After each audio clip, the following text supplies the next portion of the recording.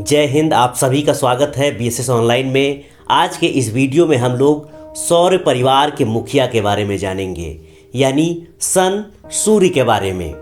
विज्ञान हो या धर्म, पृथ्वी पर सूर्य का महत्व हमेशा से ही रहा है, क्योंकि सूर्य के बिना पृथ्वी पर जीवन की कल्पना ही नहीं की जा सकती। पृथ्वी की सभी ऊर्जा का स्रोत सूर्य ही है। पृथ्वी पर जलवायु, मौसम और पेड़ पौधे सूर्य से ही हैं। इसीलिए हमारे धर्म ग्रंथों में सूर्य की पूजा और सूर्य नमस्कार आदि को इतना महत्व दिया गया है। कहते हैं कि इंसान अलग अलग स्रोतों से जितनी शक्ति पूरे 10 लाख सालों में प्राप्त कर पाता है, उतनी शक्ति सूर्य से पृथ्वी को केवल एक दिन में ही मिल जाती है। असीम ऊर्जा का यह भंडार पृथ्वी पर मौजूद सभी तरह के जीवों के स्वास्थ्य और जीवन को प्रभावित करता है। सूर्य करीब 5 अरब सालों से चमकता आ रहा है और अरबों सालों तक चमकता रहेगा। हमारे सौर परिवार या सौर मंडल में सबसे प्रमुख स्थान सूर्य का ही है। सूर्य सौर मंडल की सभी तरह की ऊर्जा का मुख्य स्रोत है।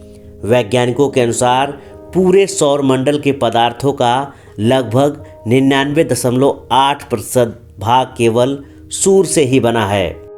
सूर्य के गुरुत्वाकर्षण बल के कारण ही सौर मंडल के सभी ग्रह, उपग्रह और अन्य पिंड उससे बंधे हुए हैं और उसके चारों तरफ परिक्रमा करते रहते हैं। यानी सौर परिवार के सभी सदस्यों की गति मुख्य रूप से सूर्य के गुरुत्वाकर्षण बल के द्वारा ही नियंत्रित यानी कंट्रोल रहती है। इसीलिए सूर्य को सभी ग्रहों का राजा, किंग्स ऑफ प्लैनेट्स कहा जाता है। अब सबसे इंटरेस्टिंग सवाल, कितना बड़ा है हमारा सूर्य? तो आपको बता दें कि सूर्य सौरमंडल के केंद्र में है और यही सौरमंडल का सबसे बड़ा पिंड है। सूर्य का व्यास करीब 13,92,700 किलोमीटर है, जो पृथ्वी से लगभग 109 गुना ज़्यादा है। पृथ्वी की तुलना में सूर्य का द्रव्यमान लगभग 3,53,000 गुना ज़्यादा है। सूर्य पृथ्वी के सबसे निकट का तारा है। अब सबसे इंटरेस्टिंग सवाल कि हमारे पृथ्वी से कितना दूर है हमारा सूर्य? तो आपको बता दें कि सूर्य पृथ्वी से लगभग 15 करोड़ किलोमीटर दूर है।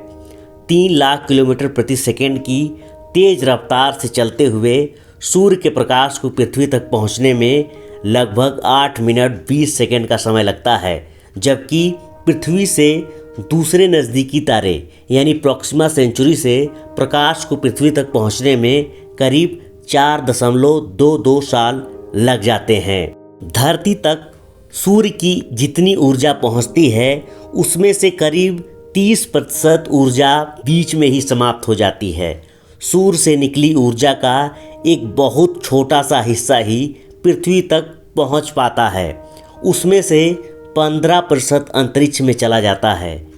30% हिस्सा पानी को भाप बना देता है और बाकी ऊर्जा पेड़ पौधों और समुद्र द्वारा सोख ली जाती है। अब सबसे इम्पोर्टेंट क्वेश्चन, क्या सूर्य भी किसी का चक्कर लगाता है हमारी पृथ्वी की तरह? तो आपको बता दें कि पृथ्वी की तरह सूर्य भी अपनी धुरी या एक्सिस पर घूमता रहता है। सूर्य को 196 किलोमीटर प्रति सेकंड की रफ्तार से अपनी धुरी पर एक चक्कर लगाने में करीब 25 दिन, 7 घंटे और 48 मिनट का समय लगता है। सूर्य अपने अक्ष पर 7 डिग्री झुका हुआ है, जैसे पृथ्वी अपनी धुरी पर 23.5 डिग्री झुकी हुई है और पश्चिम से पूर्व दिशा की तरफ घूर्णन करता रहता है। इसी के साथ सूर्य 251 किलोमीटर प्रति सेकंड की रफ्तार से दौड़ लगाते हुए हमारी आकाशगंगा मिल्की वे के केंद्र की परिक्रमा कर रहा है। सूर्य आकाशगंगा के केंद्र से करीब 26,000 प्रकाश वर्ष दूर है। सूर्य को मिल्की वे केंद्र की एक परिक्रमा पूरी करने में करीब 22 से 25 करोड़ साल लग जाते हैं, जिसे एक निहारिका वर्ष या कॉस्मिक ईयर कहते हैं। दरअसल हमारी आकाशगंगा मिल्की वे के सेंटर में एक ब्लैक होल है, जिसका नाम धनु ए या सेजिटेरियस ए है।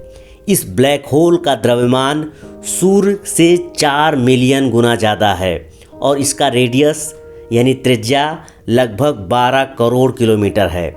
हमारा सूर्य इस ब्लैक होल की परिक्रमा कर रहा है, यानी हमारा पूरा सौरमंडल ही इस ब्लैक होल की परिक्रमा कर रहा है। अब सबसे इंटरेस्टिंग सवाल कि किन किन चीज़ों से मिलकर बना है हमारा सूर्य। तो वैज्ञानिकों के अनुसार सूर्य गैसों से बना एक गोला है। इसमें 71% हाइड्रोजन, 26% हीलियम और 2.5% अन्य तत्व जैसे ऑक्सीजन, नाइट्रोजन, कार्बन, लोहा, निकल, silicon, sulphur, magnesium, calcium, chromium आदि पाए जाते हैं। वैसे तारों का निर्माण मुख्य रूप से हाइड्रोजन और हीलियम गैस से होता है। आकाशगंगा के मौजूद हाइड्रोजन और हीलियम गैसों के घने बादलों के इकट्ठा होने के साथ ही तारों का जीवन चक्र भी शुरू हो जाता है। चूँकि सूर्य भी एक तारा है, इसीलिए सूर्य का निर्माण भी करीब 4.57 अरब साल पहले एक सामान्य तारे की तरह ही हुआ है।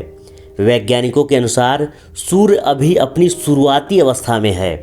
करोड़ों सालों से इसमें कोई विशेष बदलाव नहीं हुआ है और आगे भी नहीं होगा, लेकिन आज से करीब 5000 मिलियन साल बाद यह बड़ा होता होता फैलते फैलते एक रेड जॉइंट स्टार बन जाएगा। इतना बड़ा तारा जो अपने आसपास के सभी ग्रहों को निगल सकता है। इस दौरान सूर्य की चमक लगभग दोगुनी हो जाएगी। अब सबसे इंटरेस्टिंग सवाल कि सूर्य के अंदर क्या है। तो सूर्य के केंद्र में नाभिकीय संलयन होता रहता है और इसी से सूर्य को इतनी ऊर्जा यानी एनर्जी मिलती रहती है। एक स्टडी के अनुसार सूर्य के केंद्र का लगभग 40 लाख टन से ज़्यादा पदार्थ हर सेकेंड ऊर्जा में बदलता है। इस दर से सूर्य अब तक लगभग 100 पृथ्वी के द्रव्यमान के बराबर पदार्थ ऊर्जा में बदल चुका है। सूर्य के केंद्र के भाग को क्रोड कहते हैं, जिसका तापमान लगभग 15 मिलियन डिग्री सेल्सियस होता है। अब हम बात करते हैं प्रकाश मंडल, वर्णमंडल और कोरोना के बारे में। तो सूर्य का चमकता हुआ भाग जो हमें दिखाई देता है उसे प्रकाश मंडल, फोटोस्फीयर या सूर्य की सतह कहते हैं। इसका तापमान लगभग 6000 डिग्री सेल्सियस होता है। प्रकाश मंडल के किनारों पर प्रकाश नहीं होता, क्योंकि सूर्य का वायुमंडल, जिसे वर्णमंडल भी कहते हैं, वो प्रकाश को सोख लेता है। सूर्य के वायुमंडल या वर्णमंडल की शुरुआत प्रकाश मंडल के ऊपरी सतह से होती है। यह लाल रंग का होता है और प्रकाश मंडल के ऊपर लगभग 2000 से 3000 किलोमीटर तक फैला हुआ है। चूँकि सूर्य गैसों से बना एक गोला है, इसीलिए इसमें बहुत तेज़ रफ्तार से बेहद सूक्ष्म कणों की तूफान लगातार चलते रहते हैं। इनमें बड़ी बड़ी सौर लपटें उठती रहती हैं। सूर्य का सबसे बाहरी भाग प्रभामंडल या कोरोना, इसे सूर्यक्रीट भी कहते हैं, ये वर्णमंडल के ऊपर होता है। कोरोना का तापमान करीब 20 लाख डिग्री सेल्सियस है। कोरोना बाहरी अंतरिक्ष में लाखों किलोमीटर तक फैला हुआ है और इसे सूर्य ग्रहण के समय आसानी से देखा जा सकता है, क्योंकि जब सूर्य ग्रहण के समय चंद्रमा की छाया सूर्य को ढक लेती है, तब किनारों पर जो प्रकाश दिखाई देता है वह कोरोना ही होता है। अब हम बात करते हैं सौर ज्वाला और सौर कलंक के बारे में। कभी कभी सूर्य की सतह से परमाणुओं का तूफान इतनी तेज़ी से निकलता है कि सूर्य की चुंबकीय शक्ति को भी पार कर जाता है और अंतरिक्ष में चला जाता है। इसे सौर ज्वाला कहते हैं। जब ये सौर ज्वालाएँ पृथ्वी के वायुमंडल में प्रवेश करती हैं तो हवा के कणों से टकराकर रंगीन प्रकाश पैदा करती हैं, जिसे ऑरोरा कहते हैं। इस रंगीन प्रकाश को उत्तरी और दक्षिणी ध्रुवों पर देखा जा सकता है। जैसे चंद्रमा में कई तरह के धब्बे दिखाई देते हैं, उसी तरह सूर्य की सतह पर भी कई तरह के धब्बे दिखाई देते हैं। बस हम इसे अपनी खाली आंखों से नहीं देख सकते। इन धब्बों को सबसे पहले साल 1510 में गैलीलियो ने देखा था अपनी दूरबीन से। जहाँ से सौर ज्वालाएँ निकलती हैं वहीं काले धब्बे दिखाई देते हैं।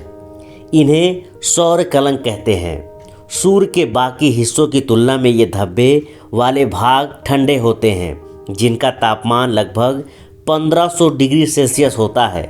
इन धब्बों का व्यास करीब 50,000 किलोमीटर तक होता है और कलंक से तेज चुंबकीय किरणें निकलती हैं, जो पृथ्वी के वायरलेस कम्युनिकेशन सिस्टम को प्रभावित कर सकती है। इसी के साथ सूर्य या सन पर बनी ये जानकारी या डॉक्यूमेंट्री आपको कैसी लगी, कमेंट बॉक्स में लिखकर ज़रूर शेयर कीजिएगा, क्योंकि हमें आपके सपोर्ट की ज़रूरत है, हौसला अफजाई की ज़रूरत है, ताकि हम ऐसे ही अमेजिंग जानकारी आप सभी के लिए लेकर आएँ।